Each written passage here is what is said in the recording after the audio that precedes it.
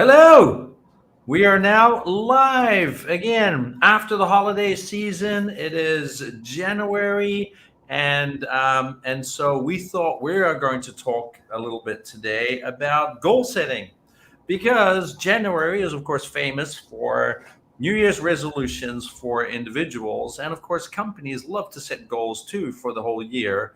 And so, we find ourselves having a lot of conversations with leaders about goal setting. How do I motivate my team? How do I get them inspired to want to reach for greater heights and meet bigger targets and all of those kind of things. So we thought, you know what, let's have a conversation about that. So that's what today is all about.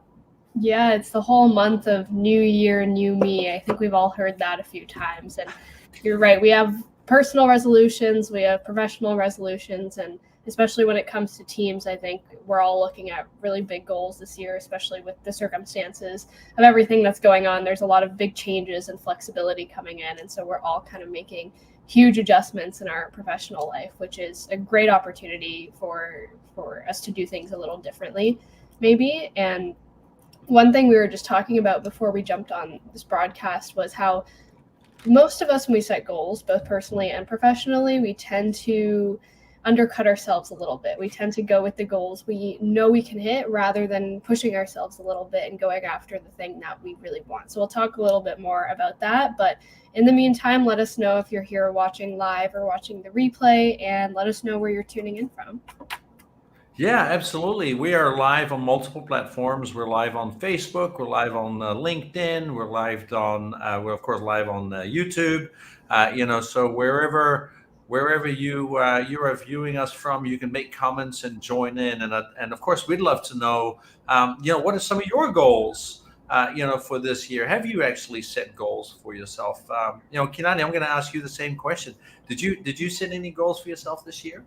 Oh yeah, definitely. I'm a big goal setter. I definitely I set more monthly goals, I think, than I do yearly, but I kind of use my yearly vision as a way to map out my monthly goals. So I have goals in every area of my life pretty much, and they're all very specific and maybe a little bit more of a reach than I know that I can hit. Yeah, And you can share. Blue set goals too. Blue's meowing in the background. She's like, I have a goal, more snacks. Hi, yes, Blue. I don't know what's going on over there, but she's chatting up a storm. She's joining the conversation. Yeah. Yes, So it could be because I just spent 3 weeks with you in Toronto, and so Blue might be used to hearing my voice. Oh, maybe. And so of course now she's hearing my voice through the computer and then going, oh wait, where is he? What's he doing in the microwave? So yeah, but yeah, so she chimed in. That's always really good. And it's really funny, right? For me, I learned a number of years ago that I actually do really well with long-term goals. So back in, and I think it was 2018. I was always one of those people like, I'm too spontaneous. I'm like, I don't really care. I'm not really going to send, kind of create long-term goals for myself.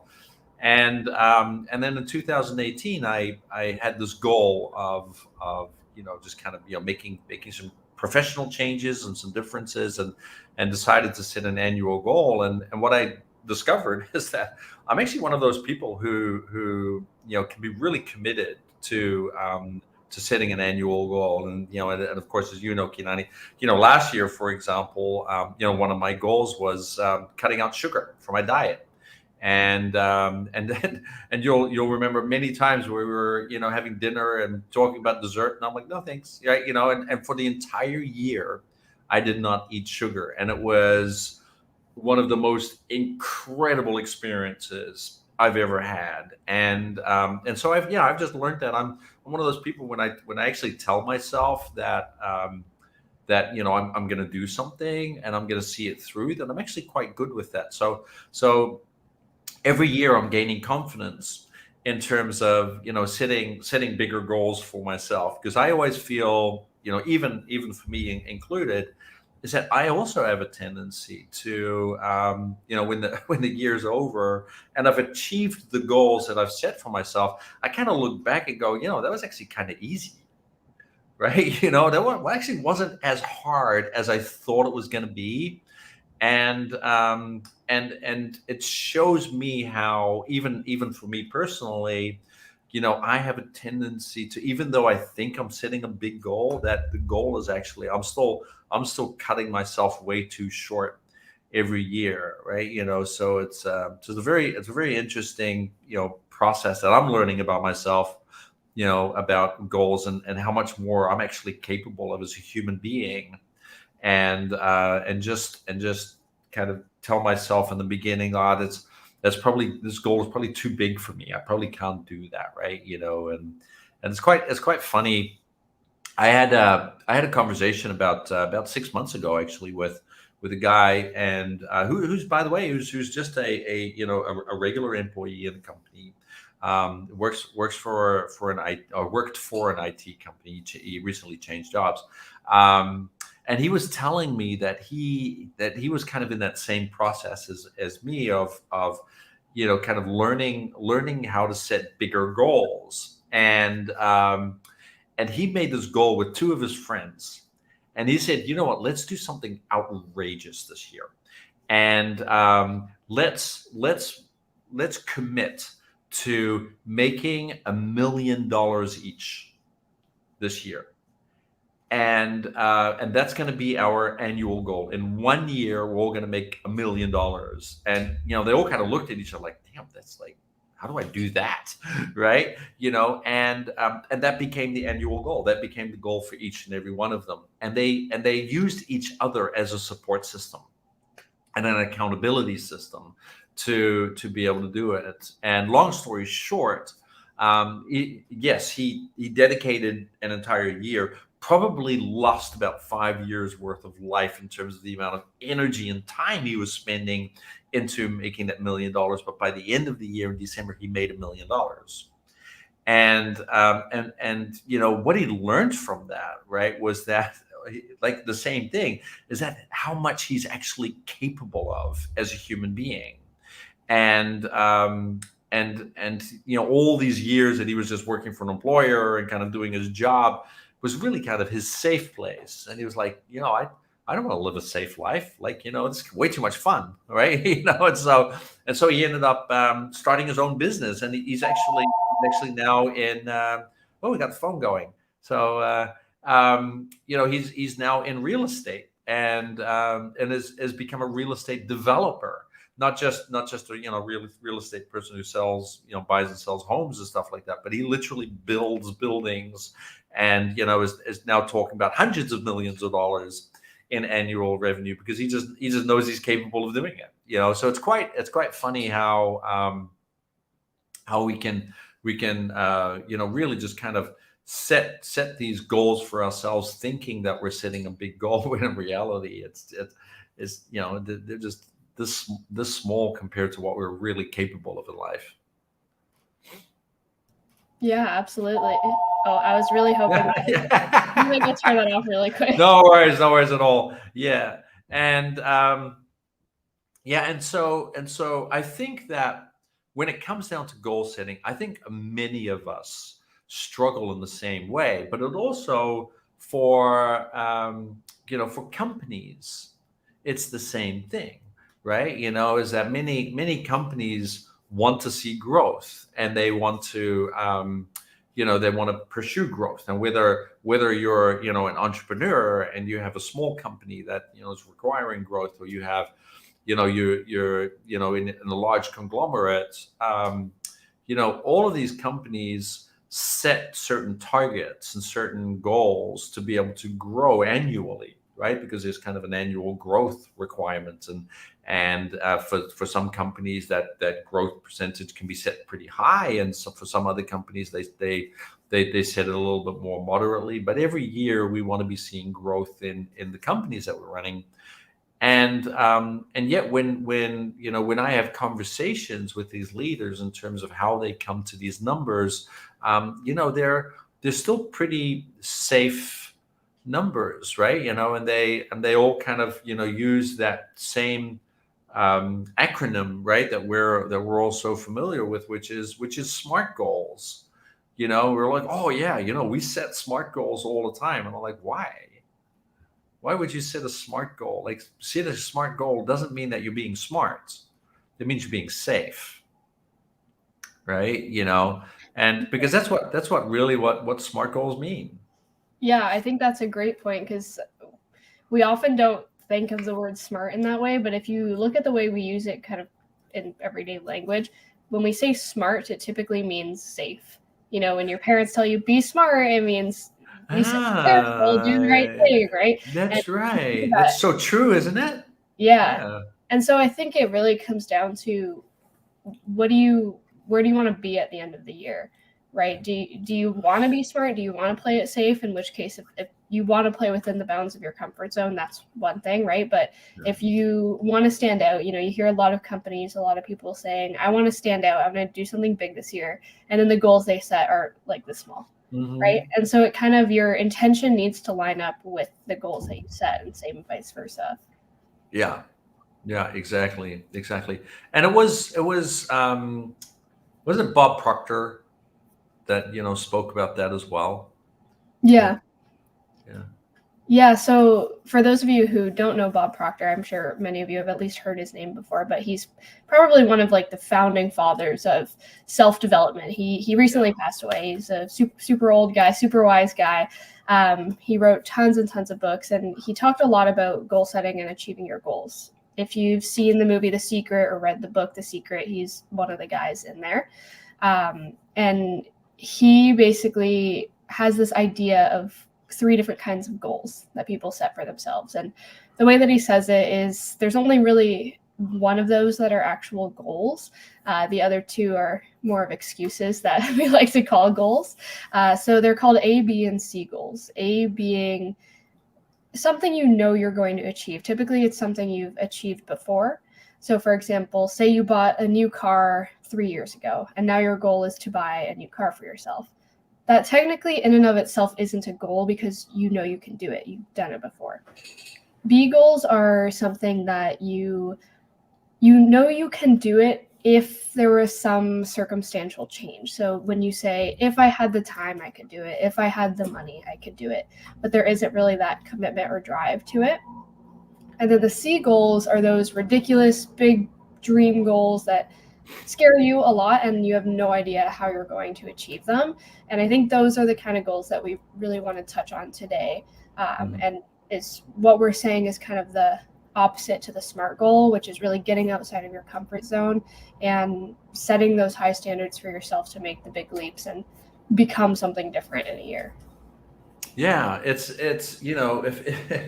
if there's anything I can say is, hey, this is the time of the year, right?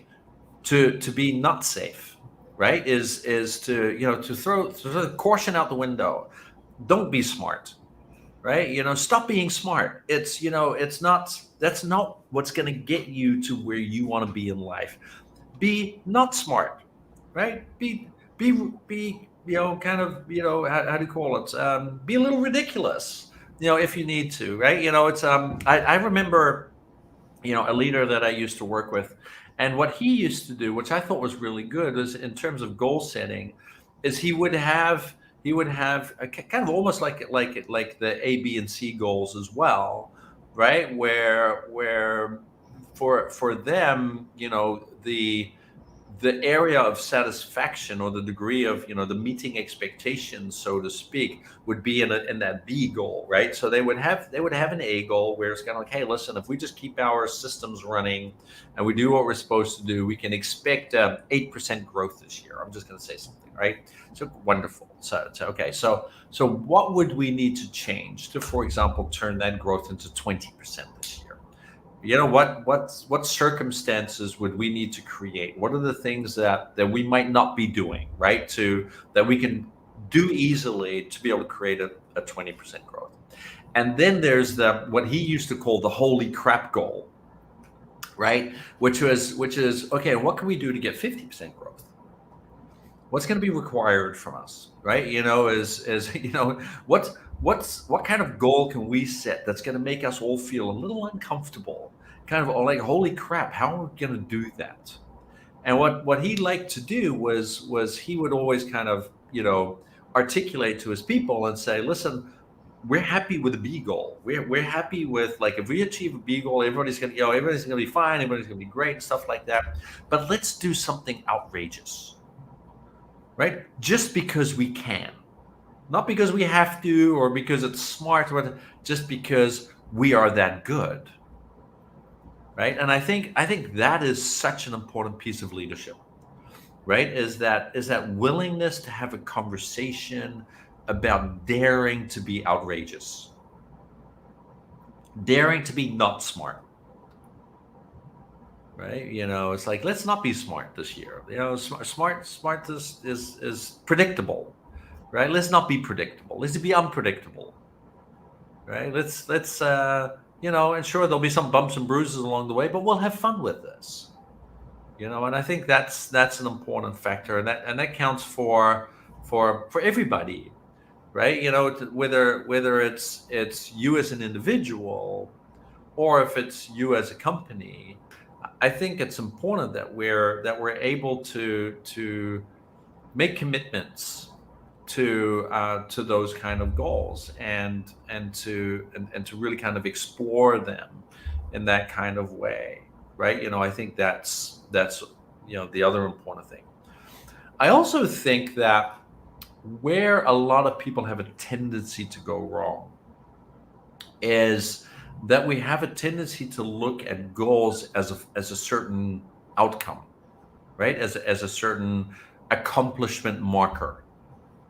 And smart goals again are kind of responsible for that, right? Because your goal has to be measurable, right? And so what people are going to do is they're going to say, oh, you know what, this year I'm going to lose 50 pounds. I'm just saying something, right? I'm going to lose 50 pounds of weight this year. By December, I would have lost 50 pounds of weight. But then, of course, by February comes around and they still haven't lost a pound. And they're like, okay, so I have 11 months to lose 50 pounds. By June, they're like, all right, I have 6 months to lose 50 pounds. By October, right, they're like, okay, I have to lose 50 pounds in 2 months, right? And so there's not a lot of continuity, right? There's not a lot of consistency in that form of approach. And so something that I like to recommend to people is to actually not set those type of goals. Don't set a goal where it's about the outcome. It's about where you want to end up. Because when we do that, we always have a tendency to sell ourselves short. Right? How much more in sales am I going to make this year? And you're kind of like, well, I'd love to be able to say I'm going to do 50% more in sales, but I don't want you holding me to it. So I'm going to say 10%. Right? Because it's making sure that we're under promising and over delivering, right? The problem is, though, is that when we under promise, we also have a tendency to under deliver. And we're not necessarily under delivering on the expectations of others, but we're under delivering on our own potential. And that's very often that challenge. Now, instead of having outcome based goals, I always talk about having behavior based goals. So for example, you could say to yourself, all right, listen, I want to lose 50 pounds this year. Wonderful. What behaviors do I need to change, or what do I need to learn, or what do I need to start applying every single day that's going to get me to that 50-pound weight loss? Right? And it could be, all right, so what that means is that I have to start enjoying working out, right? So I need to start going to the gym and making sure that I find enjoyment in that. I need to, start saying no to certain foods like, cakes and sugars and, all of those kind of things. And so those become the behaviors. And what I find is that the people who are most successful are the ones who can commit to the behaviors, not commit to the goal.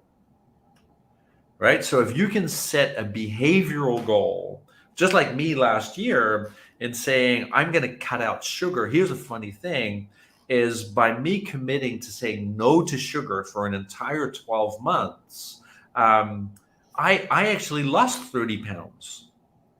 I had no goal of losing 30 pounds of weight. I didn't know how much weight I was going to lose. My goal was to say no to sugar for an entire year, and the 30-pound weight loss just ended up, kind of being symptomatic to my decision to, start behaving differently.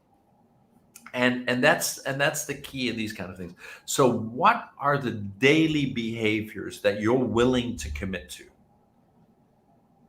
And when we do that, we have a tendency to far surpass whatever kind of, outcome goal that we want to set for ourselves, right? And then whatever outcome there is, we end up being really happy with that.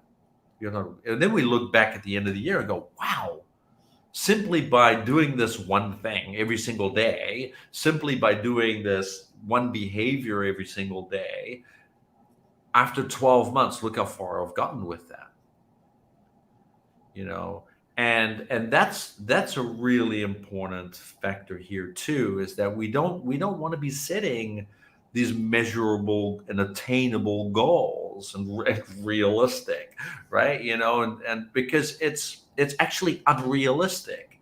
But if I say to myself, listen, I'm going to commit that for the next 12 months I'm going to say no to sugar, or for the next 12 months I'm going to make sure that I call 10 prospects per day, that I may in the past I may not have done that many.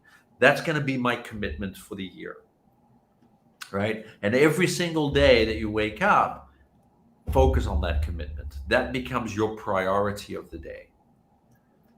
And I can guarantee you that if you just focus on that one thing every single day, the outcome by the end of the year is going to be magnificent. Hmm. Right? It's the little things that make the biggest difference. Yeah, for sure. And I think that's probably the most overlooked piece of goal setting is looking into what's actually going to make it happen. I think Yeah. oftentimes we set these big goals, like you said, the end result, and then it's just kind of like, okay, I hope it happens. We'll see at the end of Yeah. the year if I get there, right? But when we know exactly what we need to do every single day, it one makes it a lot easier for us to follow through on it. And Yeah. it gives us, I forget the saying, it's motivation versus consistency or something like that. Uh-huh. That you're not going to be motivated every day, but when you're consistent, that's when the results start showing. That's And right. It's the shift from motivation to discipline, right. And it's right? really hard to hit a yearly goal when you're relying on motivation. But if every day you know, I just need to do this one thing to hit my Yeah. goals, it's a lot easier to show up consistently, even if you're not motivated, because you know it's just one thing and done, or however many things and done. Yeah. And what I'm curious, and maybe our listeners are too, is how do you find out what actions you need to take in order to achieve your goal? Oh, that's a great question. Um, I think for me, right, the way that I like to describe it, and you've heard of me talk about this many times, is I always talk about the three C's of success, right? And the three C's, of course, are conviction, commitment, and consistency. And whatever it is that we want to achieve in life, we have to be a 10 out of 10 on those three C's. The moment that we are willing to compromise and be anything less than a 10, it's going to affect the outcome. It's going to affect the results that we're going to get. And I've learned that, being 57 and, being into fitness and natural bodybuilding and also all of that kind of stuff, is that if I at 57 are, compromise on my three C's, immediately it affects how I'm performing, what I'm achieving, and all of those kind of things. So I think the first question that we want to be answering is, what do I need to do to wake up every single day being willing to apply my three C's, right? I think that's the most important behavior. and whatever it is. And so when we take that first C, right, which is conviction. Conviction is everything up here, right? That's our mindset, that's our belief system. It's our, the self-belief that I know that I have the capability of doing it.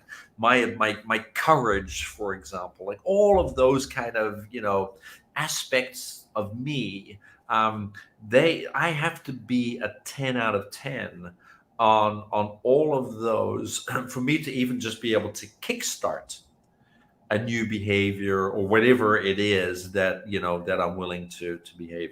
What I find is that those people who are reluctant to start something because they tell themselves, I don't know what to do, they very often lack in the first C. They lack in conviction.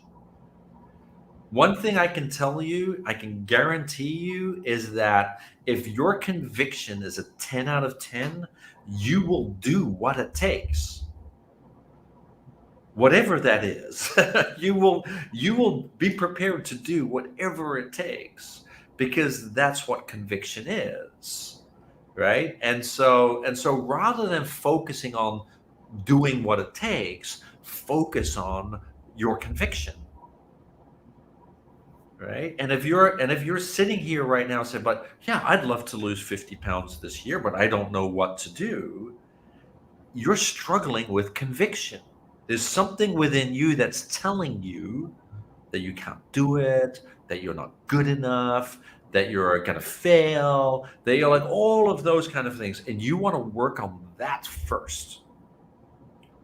And even if that becomes your annual goal, is to say every single day, I'm going to tell myself that I've got this. I'm capable of doing this. I have 2 arms, 2 legs. I got, a brilliant mind. I have everything that I need to be able to do whatever it is that I want to do in life. And if you can wake up every single day with that belief system, you're always going to be successful. You're always going to be able to apply yourself, right? And so dare to challenge yourself in that area. Raising your conviction will automatically change the way you're thinking about your daily behaviors, right? And a great example is me with my fitness, right? I've always been, I've always worked out, and I've always taken care of myself, and kind of all of those kind of things. Um, but in the beginning of 2022, I asked myself the same question: say, what really is my conviction towards my fitness? And I came to this realization that, even though I like working out and I work out on a regular basis, I don't go all in with regards to my fitness. And so my goal for 2022 became, I'm going to go all in. I'm going to take that conviction, and I'm going to go from, I was probably a 7 out of 10 in terms of conviction. And so because I was a 7 out of 10, I would compromise on certain things. I would eat sugar. I would, have pizza when I wasn't supposed to have it. I'd be like, kind of those kind of things. And so I never reached that pinnacle of fitness that I've always wanted to reach until I made that decision to myself the other day. I need to be a 10 out of 10. If I really want that type of body that I know I can have, I need to be a 10 out of 10. What does a 10 out of 10 look like? Well, very importantly, is everything that you think you don't want to give up to achieve whatever it is that you want to achieve, chances are you have to be prepared to give those up. And everything that you think that you don't want to do to get to where you're probably going to have to start doing those. Right. And it's quite interesting how that works. Like for me, it was giving up sugar. Oh my God, I used to love sugar. I would love, carrot cake and chocolate cake and cheesecake, desserts and things like that were my thing. I was like, oh my God, yeah. And in the weekends, I wouldn't eat a lot of it, but in the weekends we'd go out, we'd have dinner. It was like, oh man, let's have dessert, right? And inadvertently that created enough damage in my body to prevent me to be able to peak at where I wanted to be able to peak. And for many, many years, I was not willing to compromise on that. I was not willing to go, no, I got to give that up, right? And so whatever it is that you want to accomplish, the moment you hear that little voice in your head go, "Oh, but I'm not willing to touch my drinking. Oh, I can't stop drinking. I'm not going to stop." Chances are that's probably what you got to focus on doing, because that's part of your C. That's that first C. If you want to get to a 10 out of 10, that's probably what you need to do. And that is how you figure out what behaviors you need to be addressing, because it's the things that your brain is going to tell you, please don't touch that because I want to hold on to that. That's, chances are, that's what you need to start doing. That's what conviction is. Conviction is that ability to be able to challenge yourself that way. So, you know what? Screw this. This year is going to be different, right? I'm going to go 10 out of 10, and see what happens. Yeah, and because we, at the end of the day, we all know inherently what it is that we need to do to be successful in whatever it is that we want to do. We all know what it takes to be a CEO of a company. We all know what it takes to, take your company from A to Z. We all know what it takes to, lose 50 pounds. We all know these things. Why? Because we are inherently smart and we are inherently wise, right? We have amazing technology. And on top of that, we have Google, right? So we know so many of these things. It's just a matter of, are we willing to address them? And that is the key. That is always the question. And I find that in myself too, is that if I'm willing to do that, if I'm willing to challenge my conviction and say, I'm going to drive this up a notch, amazing things happen. And that's what, the piece of advice I would give to every single person, that you're in the beginning of the year, you're thinking about achieving a goal. I want to challenge you to challenge your conviction, because it's your lack of conviction that's holding you back. And even though you might think you're a 10 out of 10, if you're not getting the results that you really want in life, you're not a 10 out of 10. You're just telling yourself you want. So there's other things that you need to be doing, right? And that conviction is what then drives the second C, which is commitment. Because we won't be fully committed to doing what it is that we need to do if we don't have that degree of conviction. If let's say I've never swam before and there's a swimming pool and I know I have to jump into the deep end, if I don't have a firm belief in myself that I'm going to be okay and that I have the ability to do what it is that I need to do to keep my head above the water, there's no way I'm going to jump into that swimming pool. Right? But if I have the belief and I know that I got this, right, it's going to become a lot easier for me to take that step and to jump in with both feet. And so commitment is your ability to jump in with both feet. And the most of us don't jump in with both feet. Same with our fitness, same with our health, same with our business. We all are trying to put the least amount of our bodies in the pool. We're all trying to like dip our toe in the water and feel, is the water too cold? Is the water too hot? Is it too deep? Right? It's like, let's be safe. Let's just dip a toe in there. It's like, oh, look, I'm in the pool. I'm I'm committed. No, that's not commitment, right? Commitment is, are you going all in? Right? So that's that second question. Am I going all in? And if the answer is no, figure out what it is that you need to do to go all in. What does all in look like for you?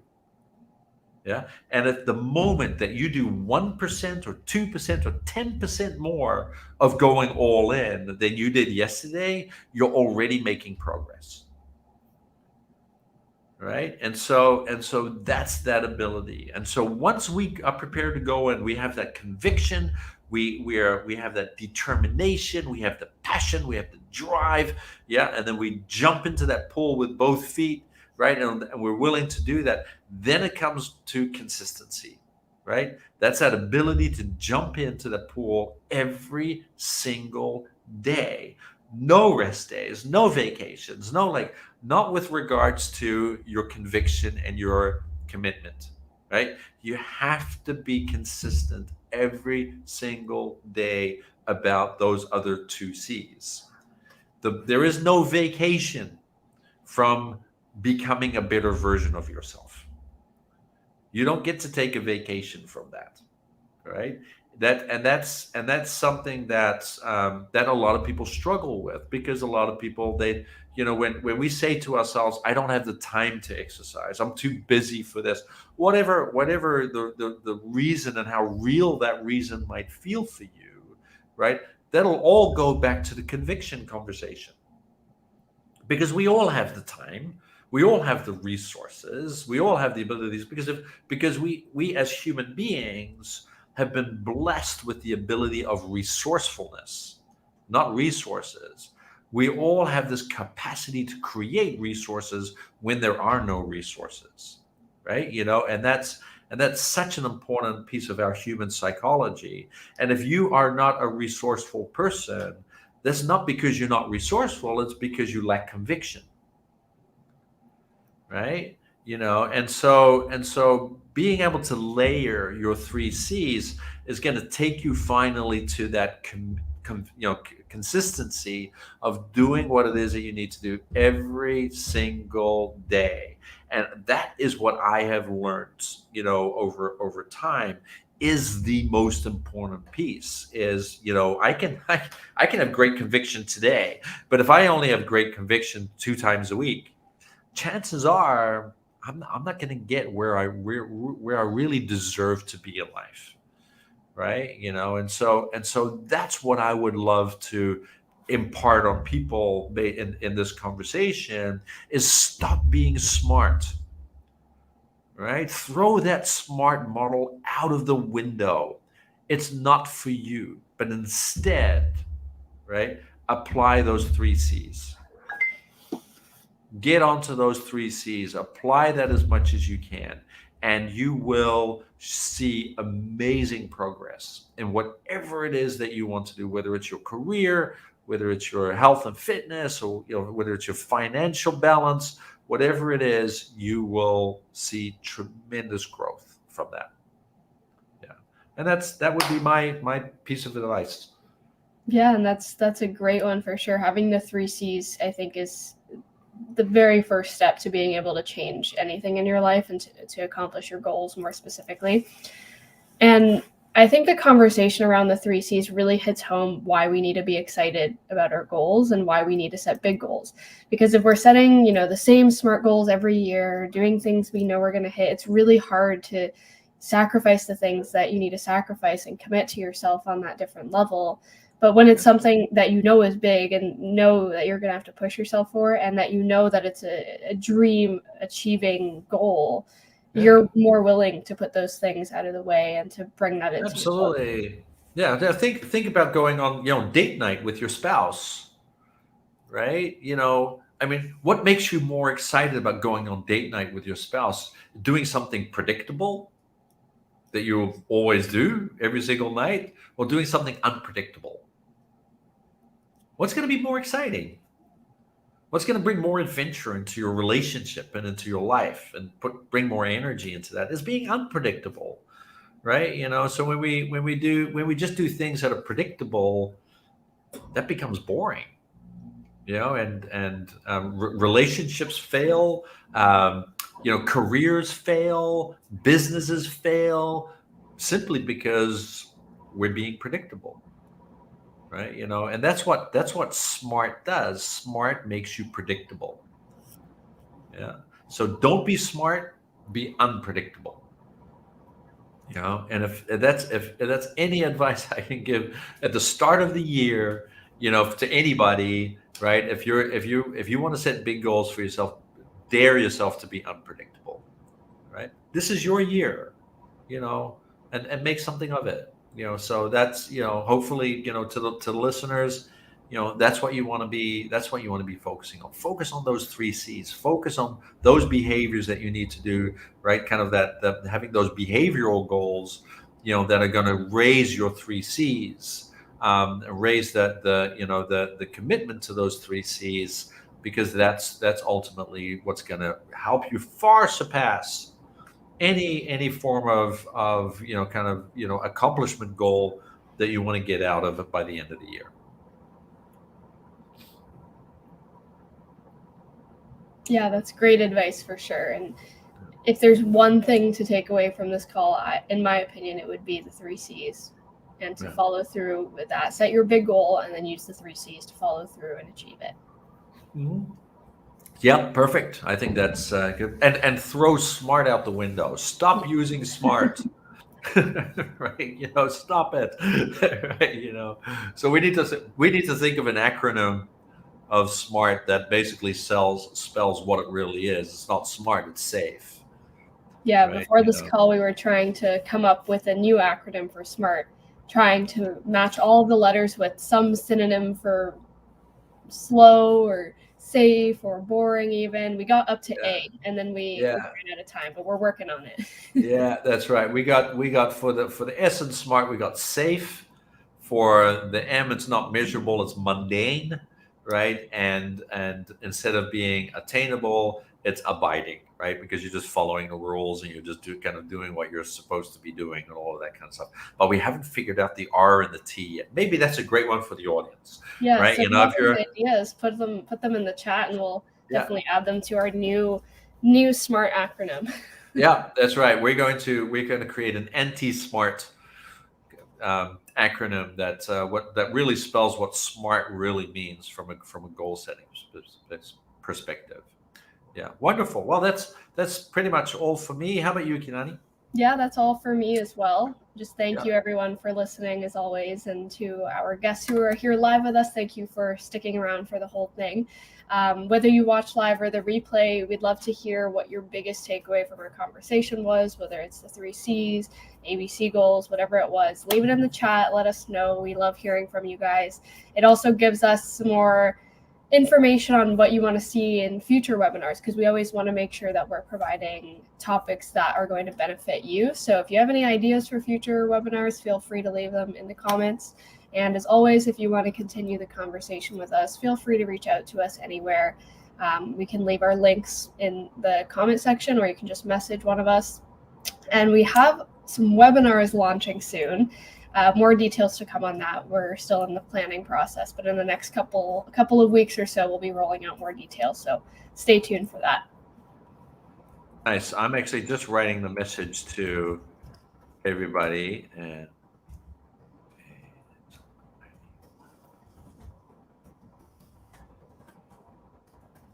this is why we need a moderator. Yes, we need a moderator to do this. Putting things in chat. Yeah. Oh no. You good? I put in the wrong. Hang on. Oh, that's all right. That one works too. That one works too, exactly. So, all right. So, so that's all for us. Thank you for joining this broadcast, and please join us. And of course, subscribe to our YouTube channel. Subscribe to our newsletter on LinkedIn. We have the Next Generation newsletter. Always new articles and new ideas and thoughts coming up. So feel free to join us on there too. And of course, reach out and have a chat and join us for our upcoming new webinars, which we're going to be running as well, for a little bit more intimate conversations around leadership and the ability to create growth for our businesses and of course for our people. Alrighty, good stuff. Well, thanks so much, everybody, and we will see you in the next episode. Thank you. Right. Bye. Bye.